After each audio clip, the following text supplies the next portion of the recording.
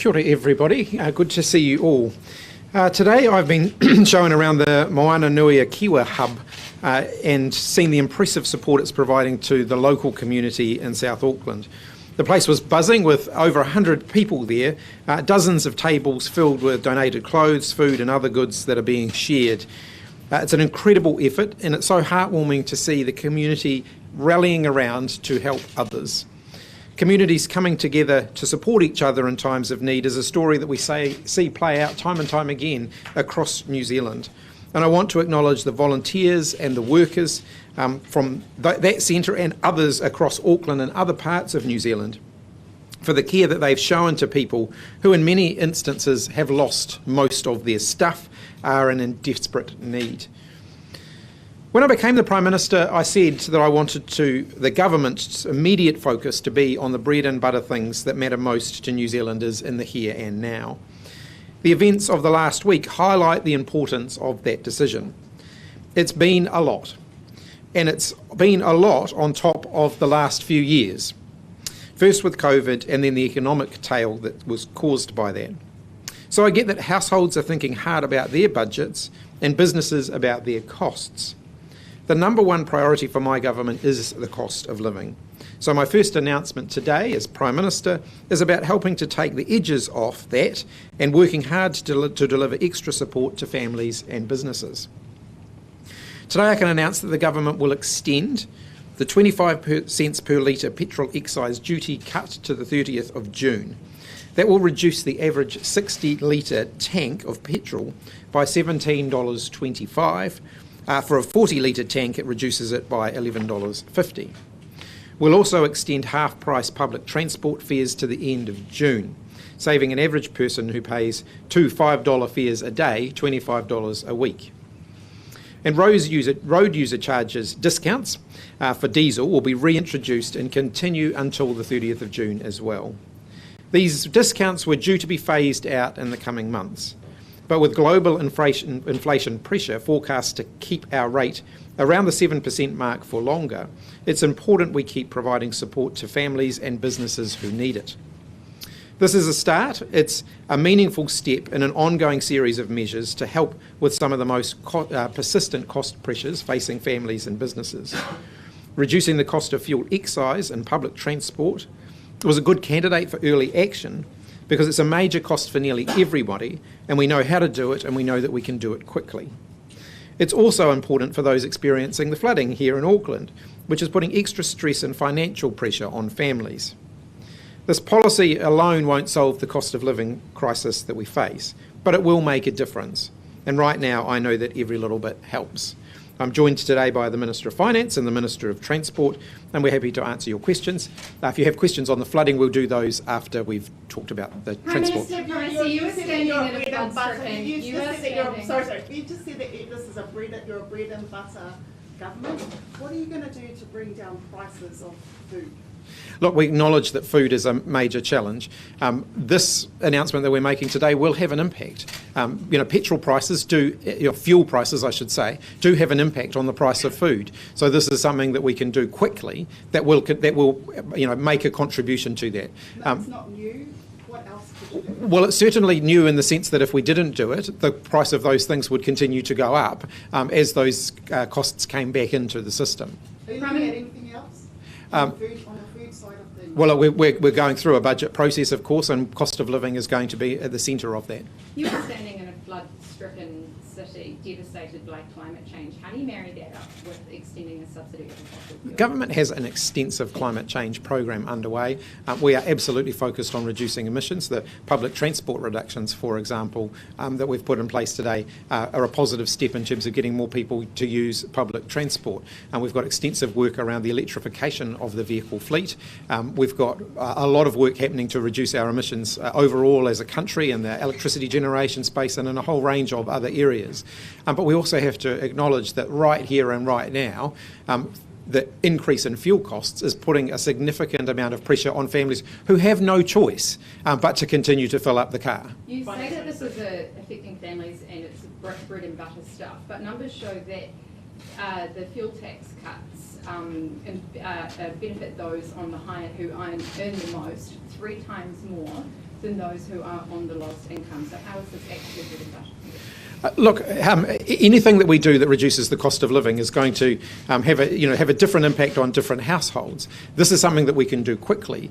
We know that for households on fixed incomes, for example, they don't have a choice but to fill their car up. They rely on that to get to work. It's a fixed cost that they simply cannot avoid, and so this will make a difference for them. And Finance Minister, you have ruled this out, and then you ruled it out, and then you ruled it out some more. Why are you coming back to that? Because we've got a new Prime Minister, and he asked all ministers to go away and look at what we could do to get our focus onto the cost of living issues. I took that responsibility seriously, went away with the Minister of Transport and others, and came back to the Prime Minister with this proposal. It's important that we do, as the Prime Minister's just said, deal with the here and now as well as the long term. We know, because we've had this running, that we can extend it relatively quickly. And while, yes, it's about filling up the car or taking the bus, it's also about the overall budgets that people have. And we do know, as the Prime Minister's also said, that the cost of fuel, and diesel in particular, is a big factor in the cost of food. So when we think about what's the best thing that we can do quickly, this is it. Right, so what is on the chopping block for you if you've been able to find $718 million down that? So where we found that from was what's called the October baseline update for those public finance geeks out there. That's essentially what we do every 6 months as a government. We go back through the money we've previously allocated and we ask the question, do we still need this? We did that exercise and we found sufficient funding to be able to fund this extension. Now, this extension takes us through till the end of June. It won't escape anybody that that's when the new budget period starts at the beginning of July. And so we will take a look through the budget process at what is the best way to be able to support New Zealanders with the cost of living. Minister, why not use that spare money to instead borrow less and take upward pressure off mortgage rates? As the Prime Minister's already indicated, we've got to strike a balance here. You know very well that we want to make sure that we keep the fiscal picture strong, that we support monetary policy with our fiscal policy. We also have to make sure we support New Zealand families and households to be able to take the hard edges off the cost of living crisis they're living through. The overall picture of what we're doing is supporting what we're trying to do overall with inflation. And bear in mind, this actually reduces the rate of CPI. A few weeks ago, you was to about $8 in the supermarkets. When you see that, when you do your own shopping, Grant or whoever, does that make your eyes water? Because like some people can afford one, but you know what I mean? So the cost of food, as the Prime Minister's already acknowledged, we know is one of the major issues facing New Zealanders. Everybody can see it. You can go to the supermarket ourselves and see it. We hear it from the families and the communities around us. If we want to make a quick difference, if we want to be able to take these hard edges off, we've got something here that both is a significant cost to households, but also a cost in the production of food. So we understand, and the best and the quickest thing we can do is this. A few weeks ago, Mr. Robertson, you were saying that stopping the extension was the right thing to do. Now you're saying and adamant that extending the fuel tax cut and half-price public transport is the right thing to do. Did you get it wrong? Things have changed. We've got a new Prime Minister who's asked us to redouble our efforts on the cost of living. That money that we were able to find through the baseline update is money that has already been indicated could be used for a number of things, could have been put into the budget process, but we've got an issue in the here and now. Inflation, it's steadied, but it hasn't come down significantly. We know New Zealanders are facing this cost of living crisis every day. We've taken another look. We have changed our decision, we're not denying that at all, but we've taken another look and we acknowledge the circumstances New Zealanders are in and we should do everything we can to help them. Did you consider raising benefit levels? That's happening anyway on the 1st of April. One of the issues with the public transport subsidy was that councils like this were just going to up their fares, so they'll pocket that money. What are you going to do to make sure that it actually goes through to public transport users? We'll work closely with public transport providers here in Auckland but around the country as well. They've all welcomed the additional support that we've been providing through this program and through what we've signalled going forward with a targeted approach as well. We'll be very determined as we apply this money that people who are using public transport see the benefit and see their fares reduce. And it is significant. As the Prime Minister said before, for someone who's taking a couple of $5 trips each working day to get to and from work, it's potentially a saving of up to $25 per week. Minister, what will happen to the proposed Auckland transport fare increase that has already been announced? The setting of fares at the local level is a matter for local public transport authorities. So that is up to Auckland Transport as it is up to councils in other areas. Their fare increase in this case was around about 6% from memory on a fare. So a fare that was perhaps $2 previously would go to $2.12. It is their decision as to how they cover those costs. The step that we are taking here is a really significant one, and it halves the cost of what people are paying, whatever the baseline fare is. Prime Minister, you said right here, right now, this is what needs to happen, this extension. Does that mean that right here, right now, this government is putting bread and butter, cost of living, ahead of climate change? No, absolutely not. As I've indicated, our work on climate change continues. We still have an extensive emissions reduction program. In reality, the cost of a tank of gas going up by 25 cents a litre, if that was to happen straight away, wouldn't reduce the amount of fuel being consumed by households. They'd still have to find that money from somewhere, and it's at a time when they often can't find that extra funding. So this is easing some of the financial pressure, but our work to reduce emissions will be continuing. On climate change, you said you're doing a lot. Why then do you have a fiscally neutral stance on climate change, i.e. all the emissions trading scheme revenues, all the fee rebates revenues are then paid out, but you're not using the balance sheet to actually solve these issues longer term? Look, happy to have a more detailed conversation about that in due course. We've got, further work to do around climate change. We'll continue to debate those issues. I haven't looked at that particular issue that you've asked me about in detail at this point. And is there pressure, moving on to floods? Is there pressure on the government from insurance? Do you know? Yeah, I'm going to duck away between you two. Just a couple quickly on the extension. I mean, for example, the government department like MFAT on their website urging other governments against any fossil fuel subsidies. Is this hypocritical?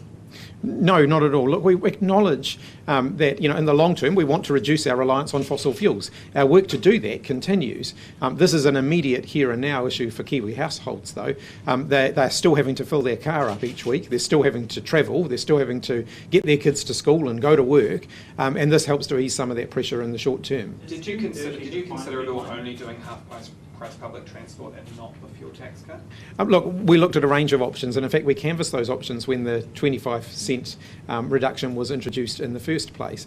We have to look at the fact that for most households they still have a significant dependence on being able to fill the car up in order to get around, and in many cases public transport isn't an option for them, and so we have to make sure we're providing support to as many people as possible. Did you consider that? Sorry, Prime Minister, did you consider? As I've indicated, we canvassed all of those options at the time, and as a team, we landed on this package as the best option that gets the balance right.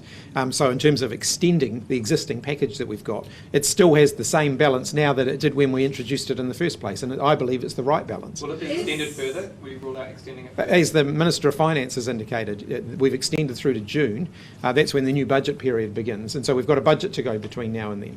Is there pressure on the government to call the floods a natural disaster so EQC kicks in, and is that something that you've considered doing? That's not an issue that I've specifically canvassed at this point.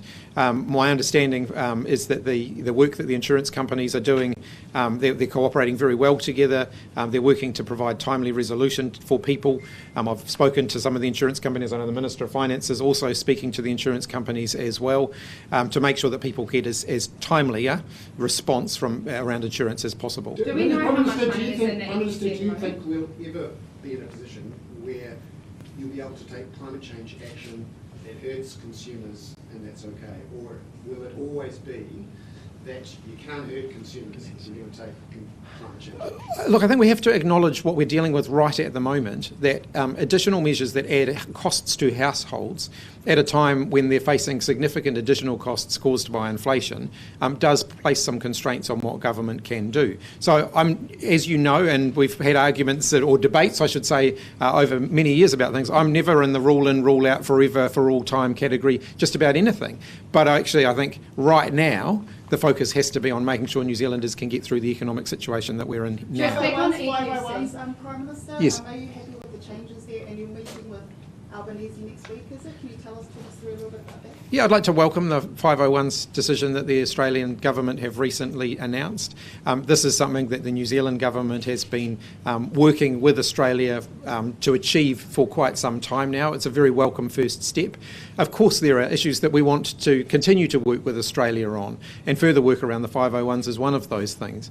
But the acknowledgement on the Australian side that actually some of the people that we are talking about have had a long history in Australia. Some of them have been there since they were very young children, and sending them to New Zealand when they have no connections here other than a very historic one isn't really a fair or just outcome. I think the acknowledgement of that by the Australians is very, very welcome, and it is a sign that we're working constructively together. It sounds like you do want Australia to go further though, and is that something that you will be raising with Albanese? I'm sure it will be an ongoing topic of conversation, as a range of other issues are. The New Zealand government has also been working with Australia on just the general treatment of New Zealanders living in Australia, and we'll talk about those sorts of things as well. And just back on the EQC fund, do you know how much is in there at the moment? I don't have, yeah, sorry. And it was quite obviously quite depleted under Kaikoura. It has been rebuilding, and I can come back to you with the exact number.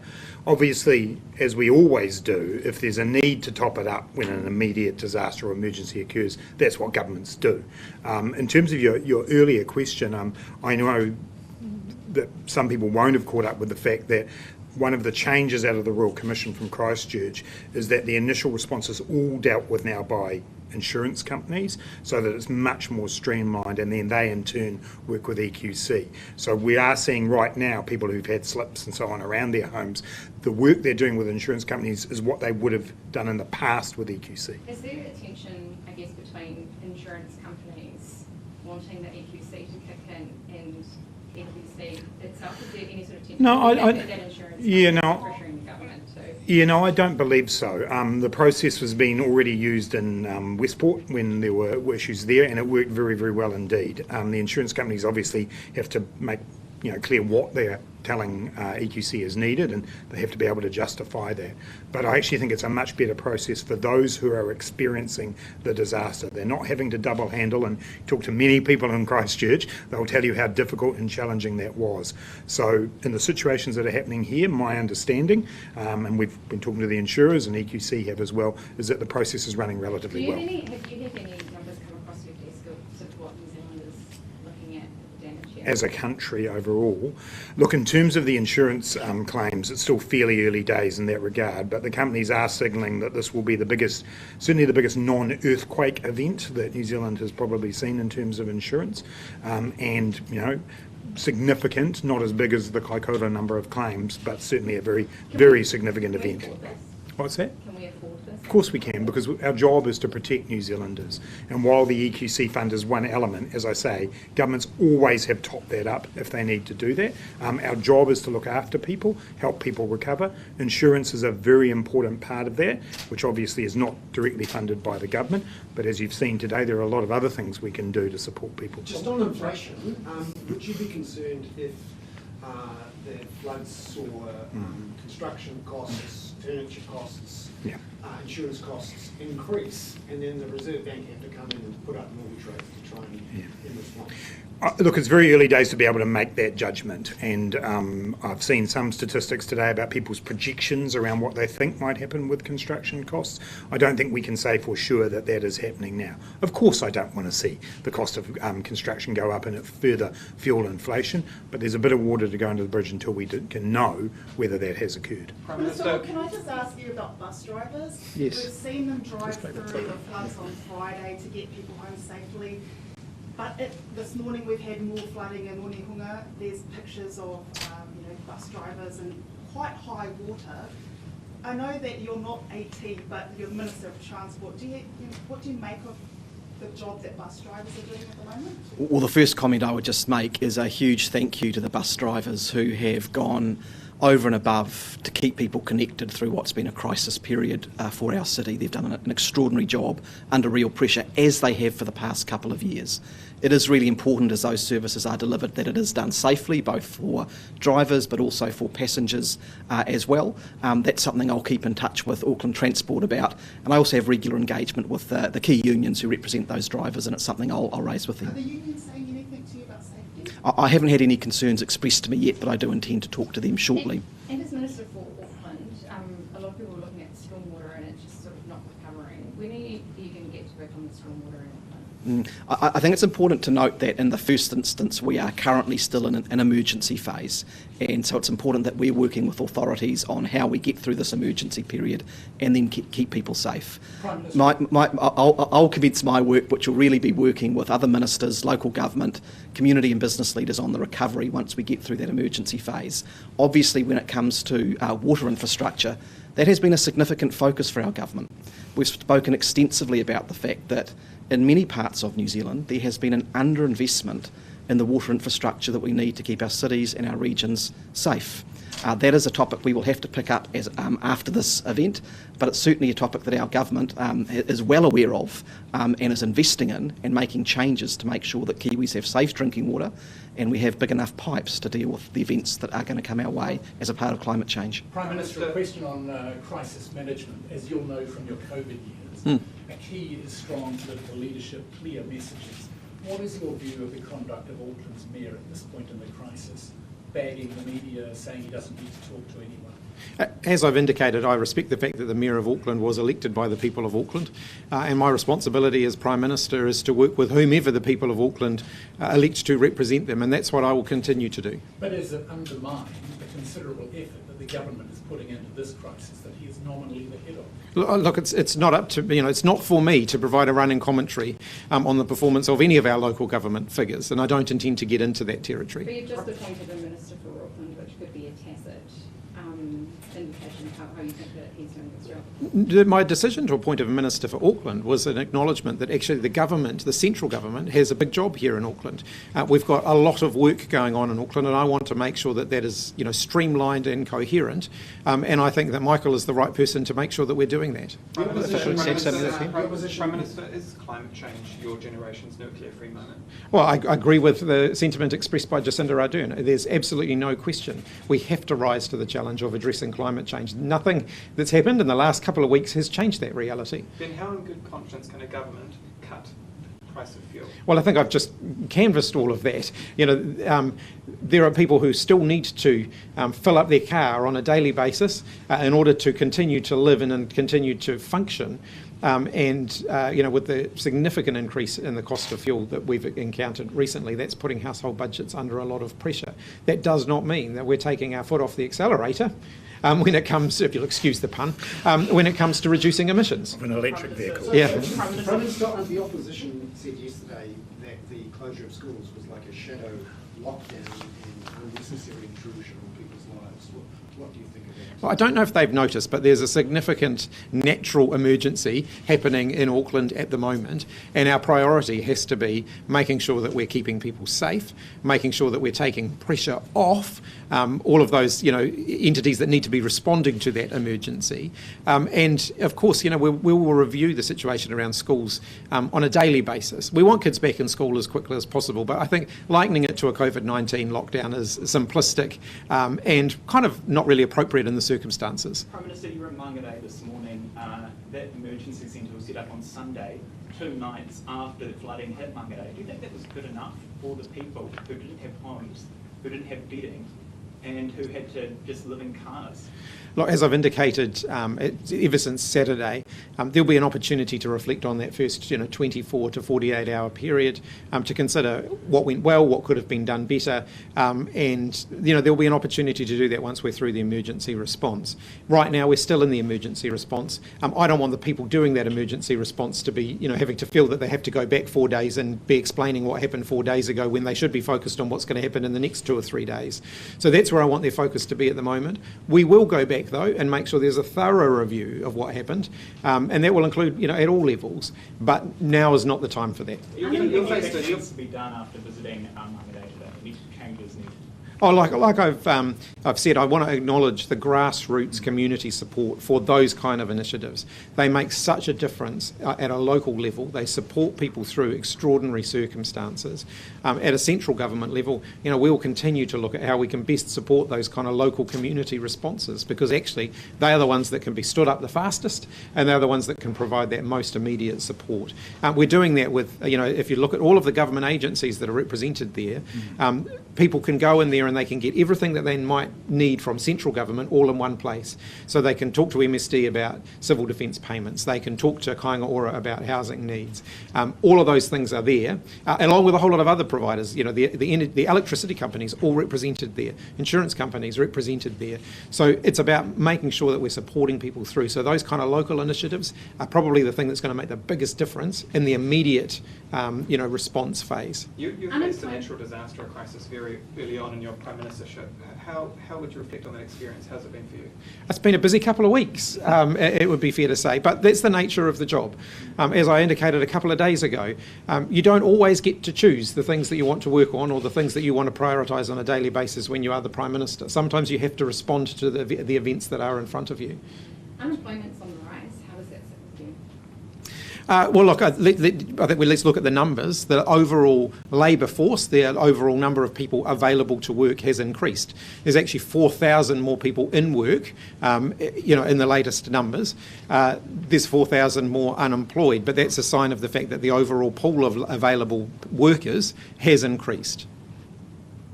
All right, thanks everybody.